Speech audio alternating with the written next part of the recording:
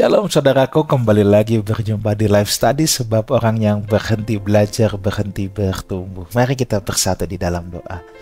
Bapa dalam surga, bicara kepada masing-masing kami mau belajar akan kebenaran firman-Mu, biar firman-Mu boleh menambah pemahaman kami dan memperkuat iman kami.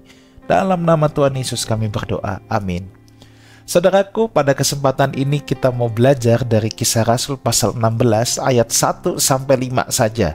Ayat 1-5 ini menceritakan tentang bagaimana Timotius dipanggil dan pada akhirnya mengikut Paulus dalam pelayanan, ya. Oke. Saya akan bacakan dulu ayat 1-3 saja. Ayat 1-3. Paulus datang ke Derbe dan Listra. Jadi Paulus sama-sama Silas, ya. Seperti kita ketahui, dia jalan darat ke atas, ya. Kalau saudara lihat peta, ke daerah Kilikia, lalu dia mengunjungi kota-kota, dan sebelumnya dia sudah pernah ke Derbe dan Listra, ya. Nah, di situ dia berjumpa dengan seorang muda, saudara, seorang murid yang bernama Timotius. Ibunya adalah seorang Yahudi dan telah menjadi percaya, sedangkan ayahnya seorang Yunani. Timotius ini dikenal baik oleh saudara-saudara di Listra dan di Ikonium. Dan Paulus mau supaya dia menyertainya dalam perjalanan. Paulus menyuruh menyunatkan dia karena orang-orang Yahudi di daerah itu, sebab setiap orang tahu bahwa bapaknya adalah orang Yunani. Nah, saudara, ini kisah bagaimana Timotius menjadi anak rohani Rasul Paulus, ya. Untuk melengkapi ayat 1-3 ini, saya akan membacakan juga 2 Timotius 1 ayat 4 dan 5 untuk melengkapi cerita ini. Ingat, 2 Timotius adalah surat terakhir sekali dari Rasul Paulus ketika dia dipenjara di Roma menanti hukuman mati, ya. Dalam penjara dia menuliskan surat. Saudara ingat, penjaranya Paulus di Roma itu bukan penjara narapidana kriminal, tetapi dia menjadi tahanan rumah, tapi nggak boleh kemana-mana. Dia hanya ditempatkan di satu rumah kecil yang dijaga, dia menjadi tahanan rumah. Dia tidak boleh keluar rumah, ya. Oke, 2 Timotius 1 ayat 4 dan 5. Dan apabila aku terkenang akan air matamu yang kau curahkan, aku ingin melihat engkau kembali supaya penuhlah kesukaanku. Sebab aku teringat akan imanmu yang tulus ikhlas, yaitu iman yang pertama-tama hidup dalam nenekmu Lois dan di dalam ibumu Yunike, dan yang aku yakin hidup juga di dalam dirimu. Nah, ini adalah clue penting untuk kita memahami siapa Timotius, ya. Dalam suratnya Paulus memberikan keterangan clue di sini untuk melengkapi apa yang Dr. Lukas tulis dalam Kisah Rasul pasal yang ke-16. Nah, memang saudaraku, sebelum saya berlanjut, Kisah Rasul pasal yang ke-16 ini, ya, atau setelah pasal 16 ke belakang, Kisah Rasul ini fokus pada perjalanan Paulus. Kenapa? Karena Kisah Rasul yang mencatat adalah Dr. Lukas, di mana Dr. Lukas juga ikut bersama-sama dengan Paulus. Nah, ada teolog barat yang berkata bahwa, lihat, karena Barnabas yang kita tahu di pertemuan yang lalu berpisah dengan Paulus, maka kisahnya sudah lagi tidak ditulis dalam Alkitab. Kesalahan besar, dia pisah sama Paulus. Nggak begitu, saudara, konsepnya, ya. Ada banyak rasul lain yang nggak ditulis kok kisah-kisah perjalanannya. Contoh, perjalanan Petrus, Yohanes, detailnya nggak ada juga dalam kisah para rasul. Apalagi Rasul Thomas, Matius, itu lebih nggak disebut lagi, saudara. Iya, tapi kita kagak bisa bilang itu berarti kurang berkenan atau melakukan kesalahan. Enggak, kita jangan menafsirkan seperti itu, ya. Barnabas itu dipakai Tuhan, seperti yang saya katakan minggu lalu, justru dia punya hati yang sangat luas, ya. Jadi kalau 16 ke belakang ini, pasal 16 ke belakang, kita belajar tentang Paulus karena memang Dr. Lukas berdekatan dengan Paulus. Jadi ini yang dicatat, saudara. Bukan rasul-rasul lain, ya. Jadi bukan rasul lain nggak dicatat karena nggak berkenan, cuman Paulus yang berkenan. Tidak seperti itu, ya. Nah, oke.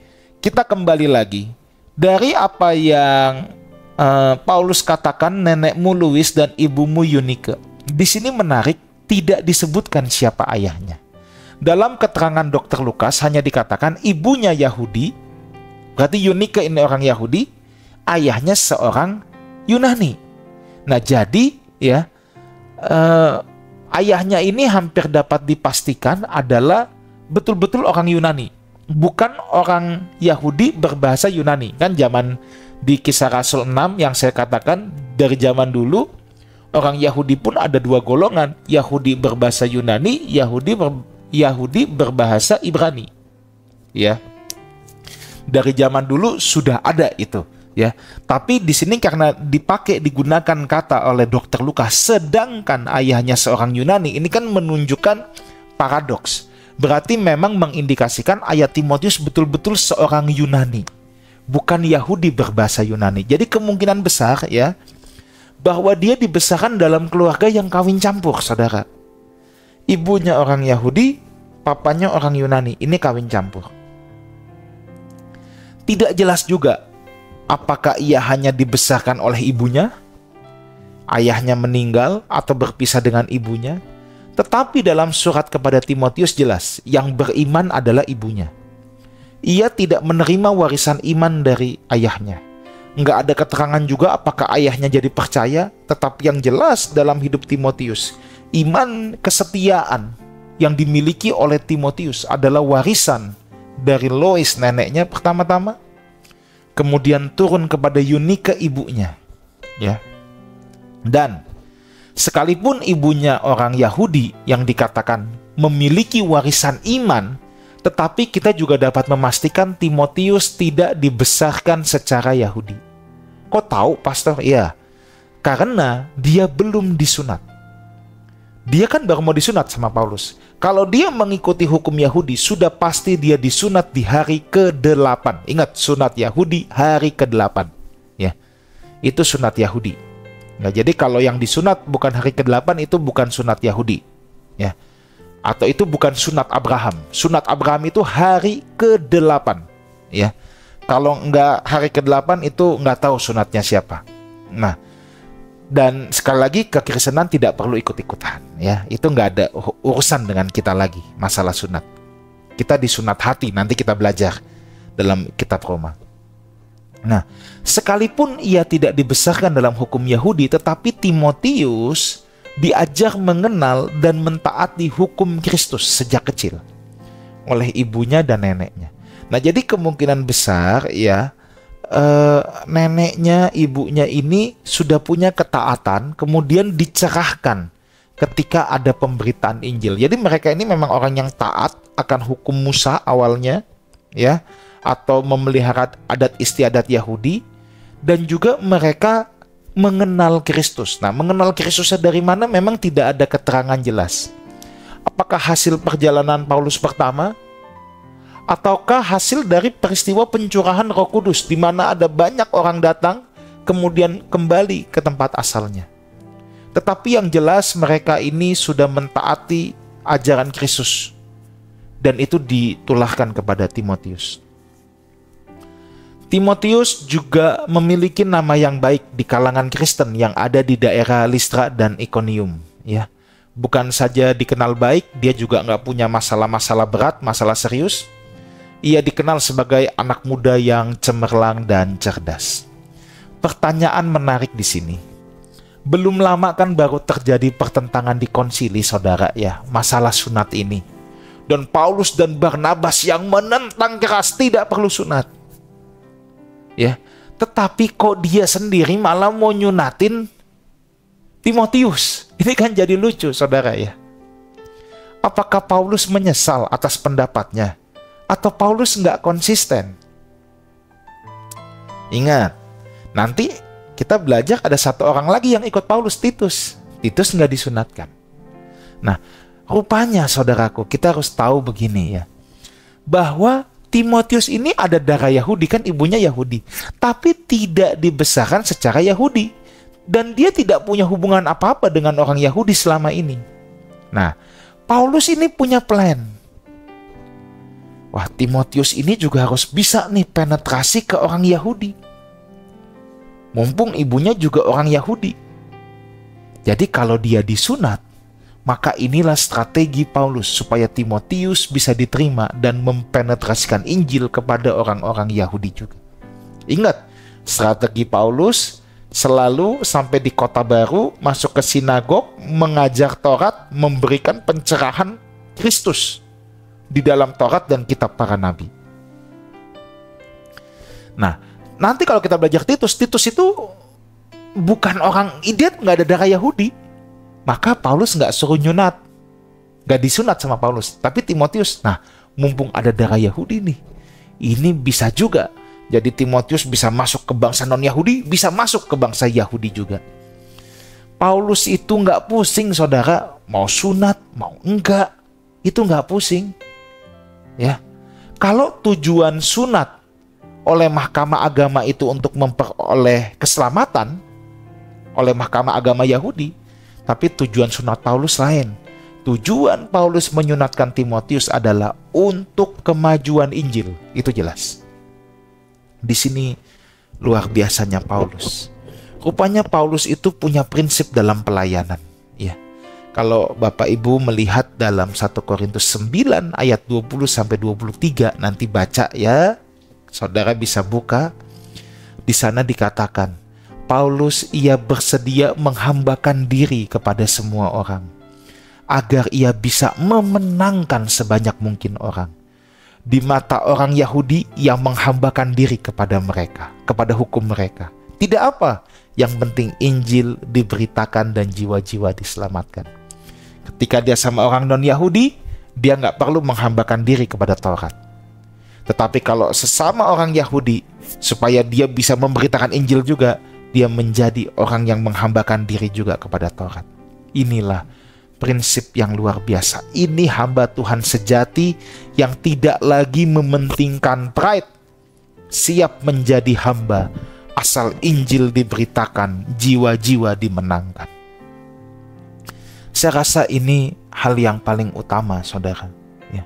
Prinsip ini yang kita harus pegang, bahwa kita bersedia menghambakan diri kepada semua orang, agar Injil diberitakan, memenangkan sebanyak mungkin orang. Ah, itu dia. Menghambakan diri kepada semua orang. Dalam komunitas juga harus begini loh. Menghambakan diri kepada semua orang. Ya. Sebab kalau kita maunya di atas, kita nggak bisa melayani orang-orang yang bersama-sama dengan kita. Kita nggak bisa melayani orang-orang yang di bawah kita. Kita hanya bisa melayani kalau kita mengambil tempat di bawah. Makanya dalam 1 Korintus 9 ayat 20-23 itu dikatakan, kepada orang Yahudi aku bersikap seperti orang Yahudi. Kepada bangsa-bangsa lain aku bersikap, atau kepada orang Yunani aku bersikap seperti orang Yunani. Ini bukan Paulus nggak punya pendirian, Paulus landak bunglon, munafik. Bukan itu, bukan muka banyak. Di sini ada prinsip relevansi dalam pelayanan.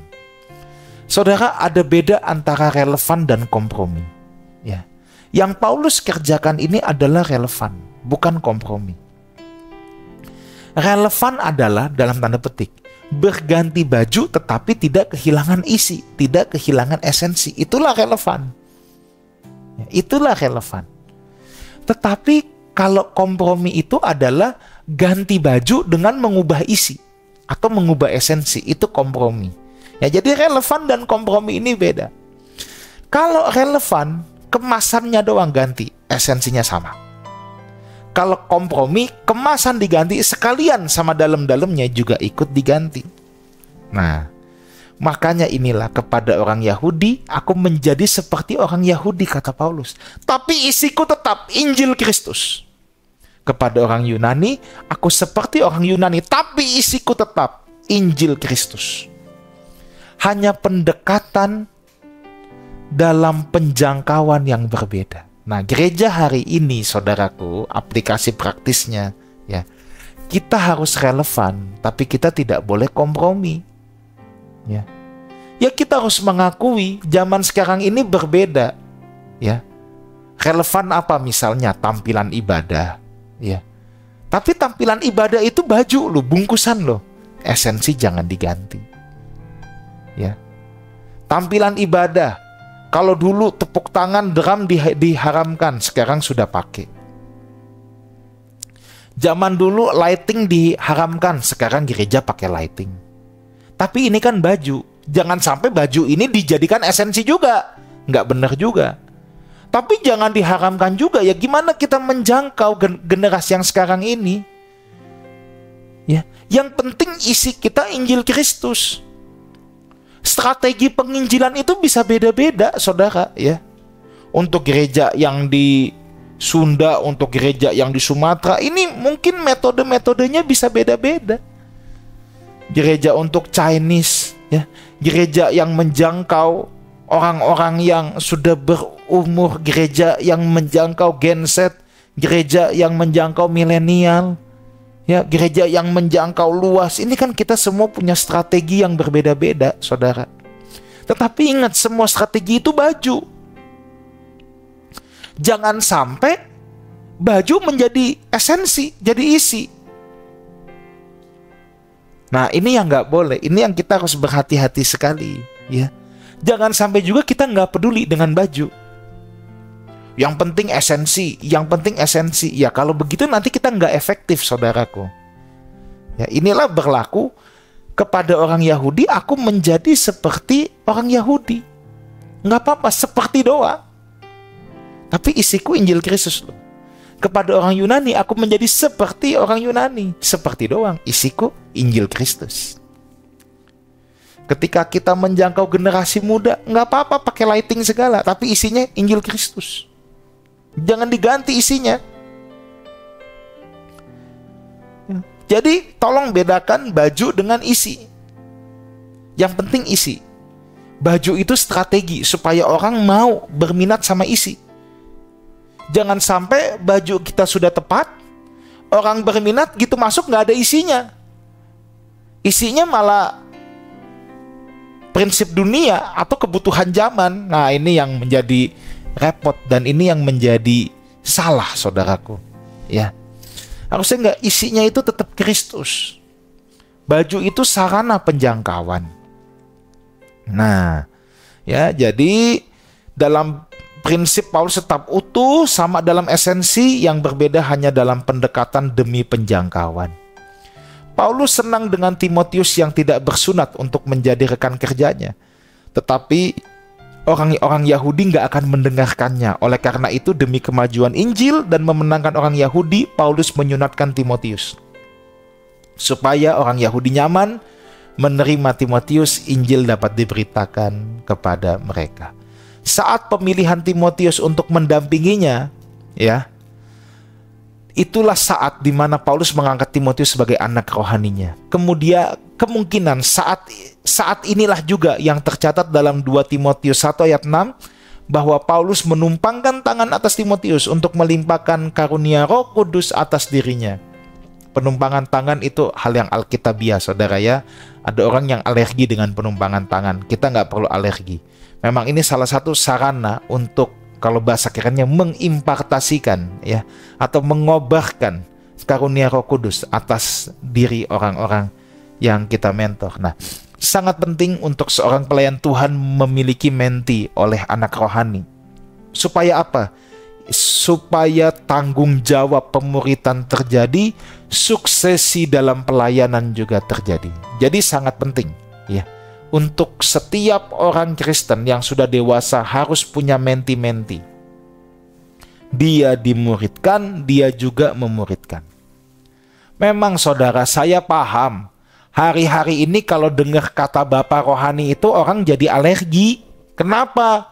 Karena muncul banyak bapak rohani yang tidak bertanggung jawab, yang memanfaatkan anak-anak rohani untuk kepentingan dirinya. Tentu ini hal yang tidak baik, saudara, ya. Tetapi jangan karena ada fenomena ini, lalu setiap kali dengar kata bapak rohani jadi ngenyek. Nah, ini kan juga salah, saudara, ya. Ini kan juga salah. Bapak rohani itu alkitabiah, saudara. Kalau soal ada yang Bapak rohani yang nyeleneh, yang memanfaatkan anak rohaninya untuk kepentingannya sendiri, bahkan tidak sedikit juga yang melecehkan anak-anak rohaninya, itu adalah oknum. Bukan berarti kebenaran Bapak rohani kita hapus. Ya, ini sama halnya dengan, oke, dalam gereja mungkin hari-hari ini banyak yang mengecewakan, banyak penyelewengan. Tetapi jangan jadi dengar kata gereja jadi antipati, jadi nyeleneh, saudara, jadi ngenyek. Jangan. Gereja itu idenya Tuhan. Bapak rohani ini konsep Alkitab. Bapak rohani ini konsep Alkitab. Jangan karena kesalahan oknum, lalu kita anggap ini nggak penting. Dan kita jadi alergi, jadi ngenyek. Kalau dengar kata Bapak rohani, bersin-bersin langsung. Jangan. Ya. Apa yang menjadi konsep Alkitab, biarlah tetap menjadi konsep Alkitab dan tetap kita hidupi. Tetapi yuk kita hidupi dengan benar, gitu kan? Jangan kita hidupi dengan cara yang salah. Ini konsep Alkitab. Jangan kita jadi anti terhadap hal ini. Ya. Nah, jadi sekali lagi, pelayan Tuhan yang sehat itu dimuridkan dan memuridkan. Oke. Ayat 4 dan 5. Dalam perjalanan keliling dari kota ke kota, Paulus dan Silas menyampaikan keputusan-keputusan yang diambil para rasul dan para penatua di Yerusalem dengan pesan, supaya jemaat-jemaat menurutinya. Demikianlah jemaat-jemaat diteguhkan dalam iman dan makin lama makin bertambah besar jumlahnya. Paulus meneruskan perjalanan kedua ini bersama Silas dan Timotius. Sebagaimana Barnabas kembali ke Siprus melalui jalan laut, Paulus mengambil jalan darat ke Syria dan Kilikia. Yang jelas, Paulus dan Barnabas mengunjungi kembali kota-kota di mana firman Tuhan pernah ditabur, di follow up lagi. Ya, memang penting saudara ya. Jadi jangan hit and run sekali, tetapi perlu di-maintain ya. Tempat-tempat Injil pernah diberitakan perlu dikuatkan lagi ya. Itu sebabnya saya pun juga memberikan waktu saya untuk luar kota yang sudah biasa saya layani, saya kunjungi. Saya juga menyempatkan ya, untuk saya bisa mau kembali lagi, meneguhkan lagi, membagikan firman Tuhan lagi untuk hal itu. Nah, mereka membawa keputusan konsili di Yerusalem di mana mereka diterima sebagai saudara dan tidak perlu disunat. Ini penting. Ya, keputusan ini mereka bawa. Barnabas bawa keputusan ini, Paulus juga membawa. Ya. Hanya saja perlu menghindari beberapa jenis makanan yang sangat dibenci dan dinajiskan oleh orang-orang Yahudi sebagai bentuk toleransi. Ini yang saya jelaskan minggu lalu. Ya, jadi zaman dulu belum ada sosial media seperti sekarang ini. Sangat perlu jemaat-jemaat yang dimana Injil pernah diberitakan untuk dikuatkan kembali dengan peneguhan iman, ditegakkan kebenaran, disingkirkan hal-hal tradisi yang mengganggu iman seperti sunat untuk keselamatan. Ini akan membuat jemaat Tuhan pada saat itu semakin kokoh, semakin kuat, semakin banyak, dan akhirnya orang-orang diselamatkan. Semakin banyak orang-orang yang diselamatkan. Mungkin awalnya ada orang-orang yang takut ikut Kristus mendengar hukum-hukum adat yang diterapkan kepada mereka. Mereka nggak mau bergabung dengan kelompok orang percaya, kenapa gue jadi mesti disunat, dan lain sebagainya. Karena disuruh mengikuti adat istiadat Yahudi. Tetapi sekarang banyak orang yang ingin bergabung, mereka tidak takut lagi, dan dengan sukacita ingin mengikut jalan Tuhan. Biarlah hidup kita senantiasa membawa kemajuan untuk Injil. Yang paling penting, strategi penjangkauan kita bisa berbeda-beda, tetapi isi kita, Injil Kristus, tidak pernah boleh bergeser. Tuhan Yesus menyertai kita semua. Amin. Mari kita berdoa. Bapa dalam sorga, berikan kami hikmat supaya kami bisa menjangkau sekeliling kami lebih lagi dan menyatakan Kristus, menggambarkan Tuhan lewat kehidupan kami. Terima kasih, dalam nama Tuhan Yesus kami berdoa. Amin. Saudaraku, sampai jumpa di live study yang akan datang, sebab orang yang berhenti belajar, berhenti bertumbuh. Haleluya.